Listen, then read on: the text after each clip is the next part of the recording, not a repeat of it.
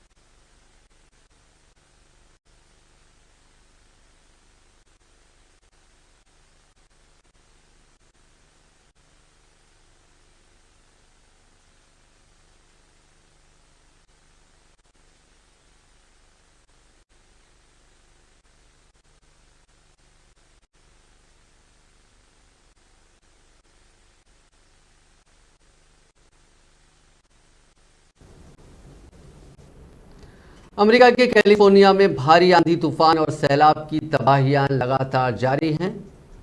Experts की माने तो सैलाब और तूफान की वजह से अब तक 81,000 करोड़ रुपए का नुकसान हो चुका है। आने वाले 10 दिन में 3 और तूफान कैलिफोर्निया पर कहर बरपा कर सकते हैं। कैलिफोर्निया में एक 5 साल का बच्चा सैलाब के पानी में डूब गया था। 5 साल का कायल अपनी मां के साथ कार में जा रहा था। उनकी कार सैलाब के पानी में फंस गई। उसकी मां ने उसे गोद में उठाया और कार के बाहर निकली। बाहर पानी के तेज बहाव की वजह से कायल उनकी पकड़ से छूट गया और वो बह गया। 100 से ज्यादा नेशनल गार्ड्स उसे तलाशने में लगे हैं, लेकिन कामयाबी नहीं मिली। कैलिफोर्निया के 40 स्टेट हाईवे सैलाब में डूब चुके हैं। लोगों से घरों में ही रहने के लिए कहा गया है। पिछले 2 हफ्तों में तूफान की वजह से 18 लोगों की मौत हो चुकी है। तूफान की वजह से नदियों का पानी ओवरफ्लो हो रहा है, सड़कें पानी में डूब गई हैं और बड़ी तादाद में घरों को नुकसान पहुंचा है। सेलास नदी के निचले इलाकों में बने घरों को खाली कराने के लिए कह दिया गया है। वज़ीर-ए-आज़म नरेंद्र मोदी ने तरक्की पजीर और पसमानदा ममालिक के forum voice of global south summit के इफ्तिताही इजलास से खिताब करते हुए जुमेरात को कहा कि हिंदुस्तान जुनूबी ममालिक की आवाज़ आलमी प्लेटफॉर्म्स पर उठाएगा।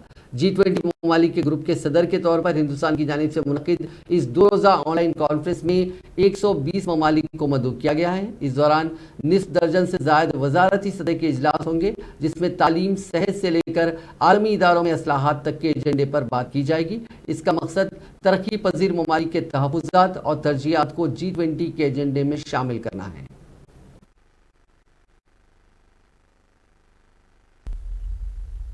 Excellencies, as India begins its G20 presidency this year, it is natural that our aim is to amplify the voice of the global South. For our G20 presidency, we have picked the theme of One Earth, One Family, One Future.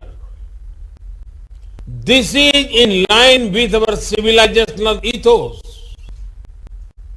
We believe the path to realize oneness is through human-centric development. People of Global South should no longer be excluded from the fruits of development.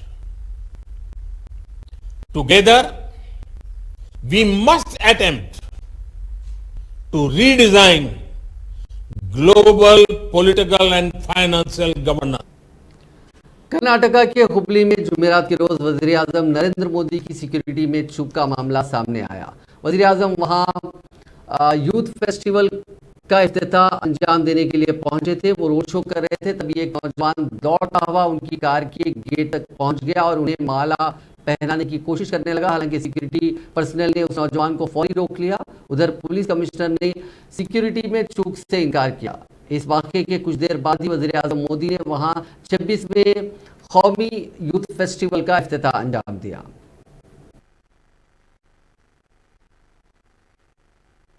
Swami Vivekananda ji का कर्नाटका से अद्भुत रिश्ता था। उन्होंने अपने जीवन काल में कर्नाटका और इस क्षेत्र की कई यात्राएं की थी।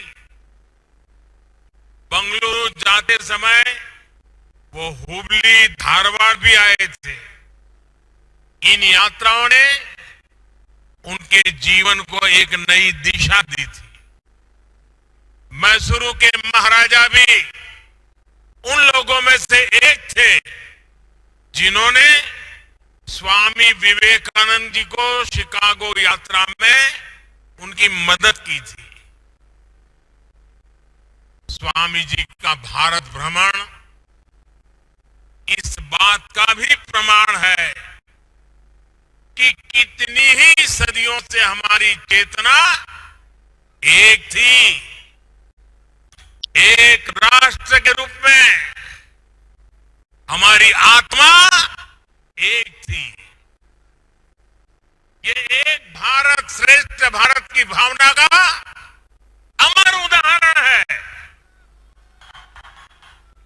इसी भावना को अमृत काल में देश नए संकल्पों के साथ आगे बढ़ा रहा है। स्वामी अपोजिशन अक्सर मरकज की बीजेपी हुकूमत पर तारीख को मसख करने का इल्जाम लगाती रही, जबकि कांग्रेस और दीगर अपोजिशन जमातें वीर सावरकर को माफी मांगने वाला करार देती हैं, जबकि बीजेपी उन्हें अजीम आज़ादी पसंद मानती है। इस तनाजुर में मरकजी वज़ीर दाखिला अमित शाह ने दिल्ली में एक किताब की रिलीज के मौके पर कहा कि नौ आबादियाती माजी के तमाम निशानात से छुटकारा पाने के इरादे के मुताबिक तारीख को नौ आबादियाती माजी से आज़ाद करना सबसे अहम है। अब वक्त आ गया है कि तारीख हिंदुस्तानी नुक्ते नज़र से लिखी जाए और हमें ऐसा करने से कोई नहीं रोक सकता।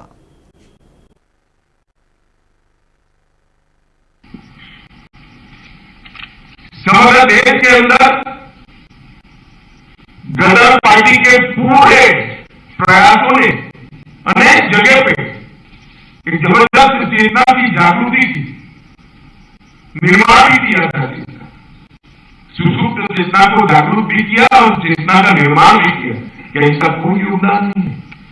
इतिहास के अंदर उसको इस प्रयासों का जो उचित सम्मान मिलना चाहिए था, दुर्भाग्य से नहीं मिला। क्योंकि राजनीतिक क्षेत्र में हूं, इससे ज्यादा इसकी मीमांसा करना नहीं चाहूंगा, क्योंकि वरना अकारण ही ये राजनीतिक विषय बनेगा।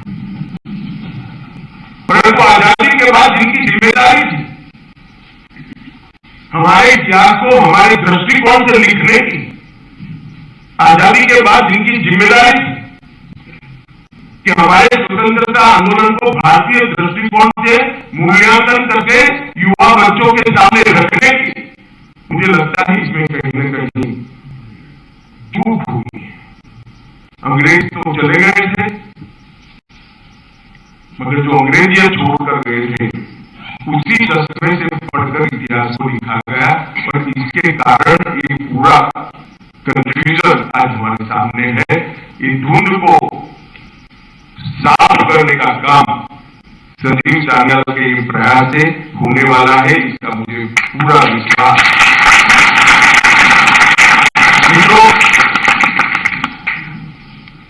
मैं इस बात को पहले समाप्त कर देता हूं, बाद में पुस्तक पर आता हूं। कई सारे लोग जब इतिहास के बारे में बातचीत होती है तब कहते हैं कि इतिहास को तोड़ा गया, मरोड़ा गया।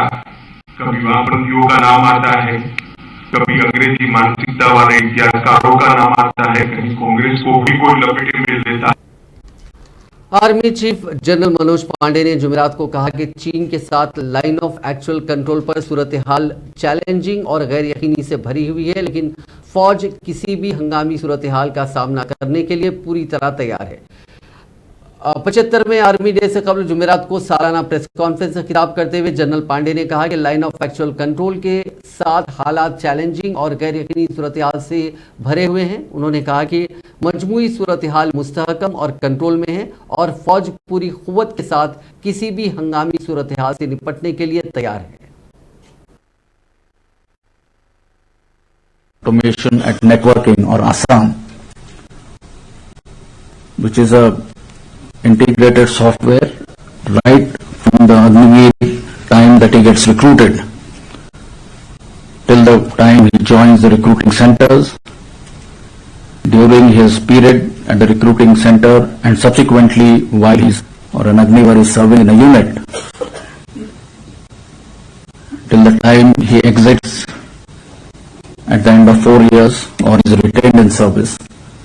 So this entire gamut of his management, his performance assessment, a selection process for retention, all that has been encapsulated in this Assam software, which I am happy to announce.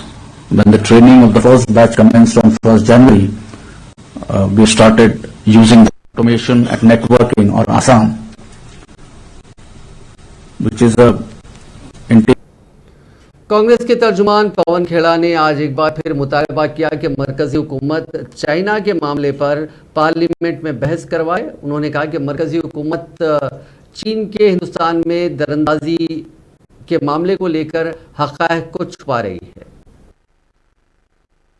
Pangong Tso पर एक पुल के निर्माण की छवि सामने आई।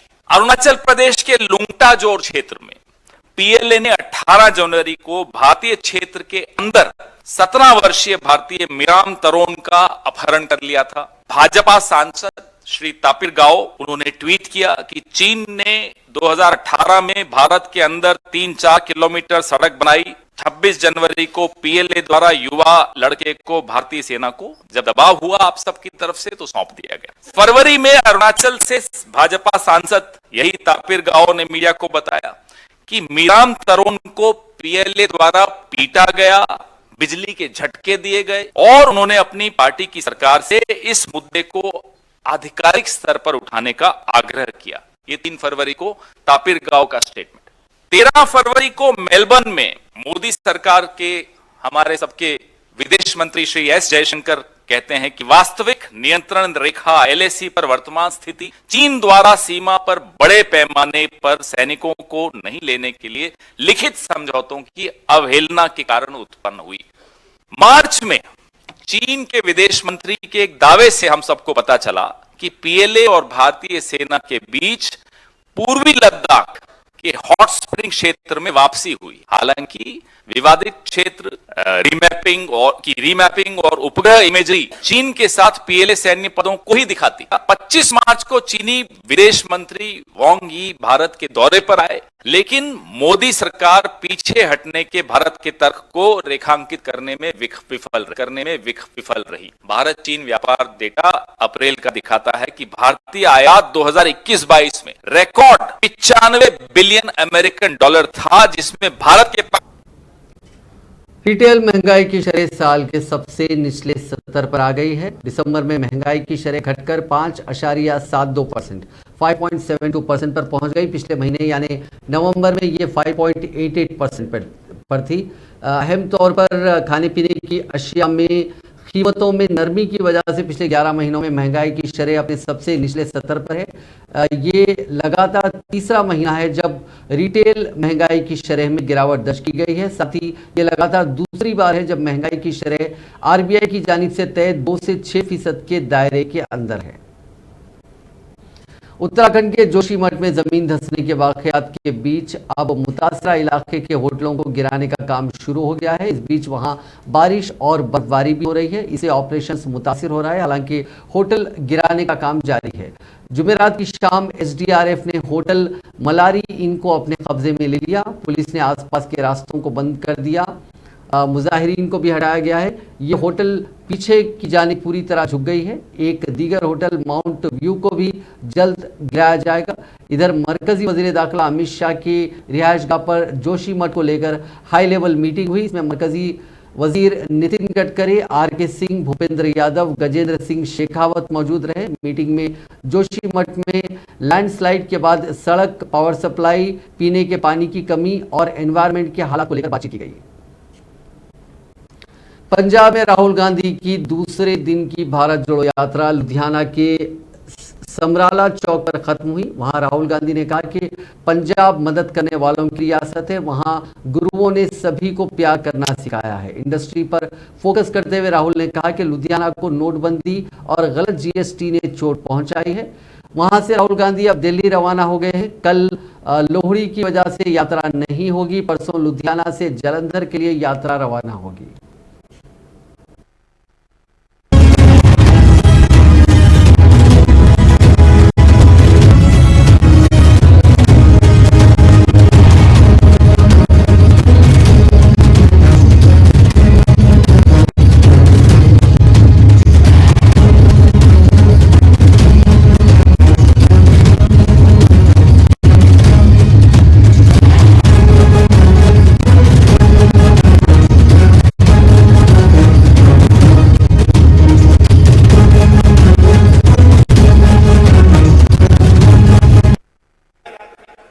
ये लुधियाना जो है, किसी ने आज मुझे कहा ये मैनचेस्टर जैसा है। मैं सोच रहा था ये गलत बोला है, मैनचेस्टर लुधियाना जैसा है। और बात समझिए, मैनचेस्टर का भविष्य नहीं है, मगर लुधियाना का जरूर भविष्य है। मगर लुधियाना को चोट कैसे लगी, किसने लगाई? प्रधानमंत्री जी ने नोटबंदी की, गलत जीएसटी लागू की और दिल्ली की सरकार सारा का सारा काम 2-3 बड़े उद्योगपतियों के लिए करती है। जो सपोर्ट स्मॉल और मीडियम बिजनेसेस को मिलनी चाहिए, जो मदद आपको मिलनी चाहिए, जो बैंक का सहारा आपको मिलना चाहिए, वो आपको नहीं मिलता है और उल्टा आपके ऊपर आक्रमण किया जाता है। नोटबंदी और गलत जीएसटी पॉलिसियां नहीं है। नोटबंदी और गलत जीएसटी छोटे बिजनेसेस को, स्मॉल और मीडियम बिजनेसेस को खत्म करने के हथियार है। यह सच्चाई है। दूसरी सच्चाई, हिंदुस्तान के अरबपति इस देश को रोज एक न्यूज चैनल पर बहस के दौरान पैगंबर इस्लाम सल्लल्लाहु अलैहि वसल्लम के खिलाफ काबिल एतराज तबसरा करने के बाद जेर बहस आ जाने वाली बीजेपी की साबिक तर्जुमान नुपुर शर्मा को दिल्ली पुलिस ने असलाहा लाइसेंस जारी किया। रिपोर्ट के मुताबिक नुपुर को लाइसेंस पुलिस ने खुद के दिफा के लिए जारी किया। दिल्ली पुलिस का कहना है कि काबिल एतराज बयान के बाद नुपुर को जान से मारने की कई धमकियां दी गई, जिसके बाद उन्हें ये आम लाइसेंस फराहम किया गया। ख्याल है कि टीवी चैनल पर बहस के दौरान तौहीन आमेज बयान देने के बाद नुपुर शर्मा एक तवील अरसे तक तनाजात का शिकार रही और उसे मुबैना तौर पर कई मरतबा जान से मारने की धमकियां दी गई। नुपुर शर्मा के खिलाफ कई मुकदमात भी दर्ज किए गए। अरब ममालिक में नुपुर शर्मा के खिलाफ तहरीक चलाए जाने के बाद बीजेपी ने अपनी कौमी तर्जुमान नुपुर शर्मा को पार्टी से मुअत्तल कर दिया था। इसके अलावा नुपुर की हिमायत करने और काबिल एतराज बयान देने वाले दिल्ली यूनिट के मीडिया सरबराह नवीन कुमार जिंदल को पार्टी से निकाल दिया गया था। इस मामले पर हंगामा आराई के बाद बीजेपी ने एक तरह से दोनों कायदीन के बयान से किनारा कशी करते हुए बयान जारी किया और कहा कि वो तमाम मज़ाहिब का एहतराम करती है और किसी भी मजहब की इबादत गुजार लोगों की तौहीन कबूल नहीं करती। बीजेपी से मुअत्तली के बाद नुपुर शर्मा ने गैर मशरू तौर पर अपना बयान वापस ले लिया था। उसका कहना था कि उसका मकसद किसी के मजहबी जज्बात को ठेस पहुंचाना नहीं था। बादशाह पिछले साल जुलाई के महीने में सुप्रीम कोर्ट ने बीजेपी की मुअत्तल तर्जुमान नुपुर शर्मा को पैगंबर इस्लाम सल्लल्लाहु अलैहि वसल्लम के बारे में उनके रिमार्क्स के लिए कई रियासतों में उनके खिलाफ दर्ज एफआईआर या शिकायत के सिलसिले में ताज़ीरी कार्रवाई से तहफ़्फ़ुज़ फराहम किया था। जस्टिस सूर्यकांत और जस्टिस जे.बी. पार्डीवाला की बेंच ने 1 जुलाई को अपने हुक्म में शर्मा को मुबैना तौर पर जान से मारने की धमकियों का नोटिस लेते हुए मुस्तकबिल की एफआईआर या शिकायत में भी ताज़ीरी कार्रवाई से मुस्तस्नी करार दिया था। बक्सर में किसानों ने मरकजी वजीर अश्विनी चौबे के खिलाफ नारेबाजी की। सिक्योरिटी फोर्सेस ने उन्हें महफूज तरीके से वहां से निकाला। उनकी गाड़ी पर किसी ने पत्थर भी फेंक दिया, पत्थर किसी को लगा नहीं। एक दिन पहले भी किसानों ने पुलिस पर हमला करके 16 गाड़ियों में आग लगा दी थी। मरकजी वजीर और मकामी MP Ashwini Choubey thermal power plant पर आगजनी के बाद किसानों से बातचीत करने बनारपुर गांव पहुंचे थे। उन्होंने करीब 10 मिनट तक किसानों को मुखातिब किया। इसी बीच किसान काफी मुश्तिल हो गए। किसानों ने कहा कि हम आपकी तकरीर सुनने नहीं आए, आप इतने दिनों से कहां थे? इंतजामिया हमारे ऊपर जुल्म कर रहा था, तब आप कहां थे? ऐसा कहते हुए लोगों ने मरकजी वजीर की हुटिंग शुरू कर दी। इससे गुस्सा होकर मरकजी वजीर डायस से उतर गए। सिक्योरिटी फोर्सेस उन्हें महफूज गाड़ी तक ले गए।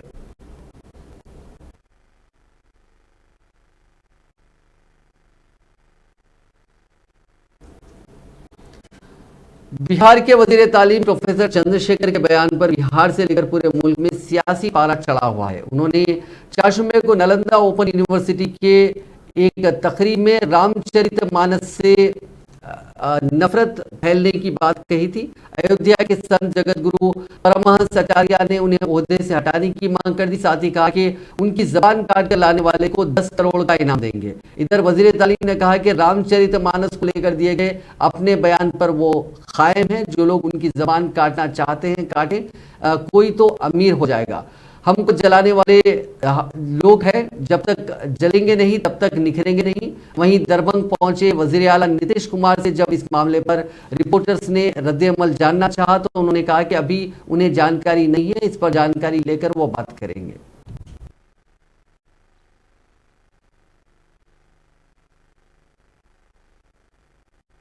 मनुस्मृति को जलाने का क्यों काम किए? इसलिए कि मनुस्मृति में एक बड़े तबका के खिलाफ 85% लोगों के खिलाफ अनेकों गालियां दी गई। रामचरितमानस का क्यों प्रतिरोध हुआ? किस अंश का प्रतिरोध हुआ? अधम जात में विद्या पाए, भयहु जथा ही दूध पिलाए। यानी अधम मतलब होता है नीच। दुनिया के लोगों सुनो, आपके माध्यम से कहना चाहता हूँ, नीच जाति के लोगों को शिक्षा ग्रहण करने का अधिकार नहीं था। और उसमें कहा गया है कि नीच जाति के लोग शिक्षा ग्रहण करके जहरीला हो जाते हैं, जैसा कि सांप दूध पीने के बाद होता है। मैं इसलिए ये बात कहता हूँ कि इसी चीज को कोट करके बाबा साहब अम्बेडकर ने दुनिया के लोगों को बताया। ये जो ग्रंथ है नफरत को बुनने वाले, एक युग में मनुस्मृति, दूसरे युग में रामचरितमानस और तीसरे युग में गुरु गोवलकर का बंच ऑफ थॉट, ये दुनिया को नफरत, हमारे देश को, समाज को नफरत मानस को लेकर के उन्होंने कहा कि ये विवादित ग्रंथ है। हमको नहीं पता, चलिए अब हमको नहीं मालूम। सर बक्सर में जो घटना हुई इस पर क्या कहेंगे सर? सर बक्सर में जो घटना हुई है सर, दरभंगा एम्स को लेकर सर पावर प्लांट में हरियाणा में पानीपत के तहसील कैंप में परशुराम कॉलोनी में वाक़ राधा फैक्ट्री के पास जुमेरात की सुबह एक बड़ा हादसा हो गया। वहां एक घर में गैस सिलेंडर लीक हो गया, जिससे पूरा घर आग की चपेट में आ गया। उस वक्त घर के अंदर मियां बीवी और 4 बच्चे मौजूद थे। पता चला कि जिस वक्त गैस सिलेंडर में आग लगी वो खाना बनाने की तैयारी कर रहे थे। आग इतनी तेजी से फैली कि सभी बेड पर पड़े ही पड़े हड्डियों के ढांचे में तब्दील हो गए। उन्हें अंदर से बाहर निकलने या शोर मचाने तक का वक्त नहीं मिला। हादसे का पता चलते ही वहां कोहराम मच गया। जब तक पड़ोसी वहां पहुंचे तब तक सब कुछ जलकर खाक हो चुका था। पुलिस मौके पर पहुंची और यहाँ कार्रवाई की। अफराद खानदान के जो इस खानदान के सदर थे अब्दुल करीम, उन्हें उनके खत से पहचाना गया। लाशें इतनी बुरी तरह जल चुकी थी कि जिनकी पहचान करना मुश्किल हो गया था। वहीं उनकी बीवी अफरोजा की पहचान उसके चेहरे से हुई। इसी तरह बाकी 4 बच्चों की भी पहचान की गई।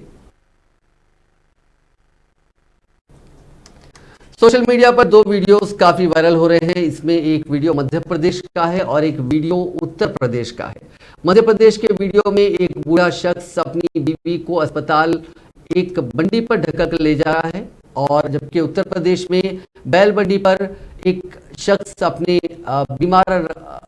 खानदान के एक फर्द को अस्पताल ले जा रहा है। इसको लेकर काफी ट्रोलिंग की जा रही है और ये कहा जा रहा है कि मध्य प्रदेश और उत्तर प्रदेश दोनों ही बीजेपी ज़ेर इख्तियार रियासतें हैं। यहाँ डबल इंजन की सरकार है, लेकिन इन सरकारों में गरीब लोगों के लिए एम्बुलेंस की सहूलत मौजूद नहीं है।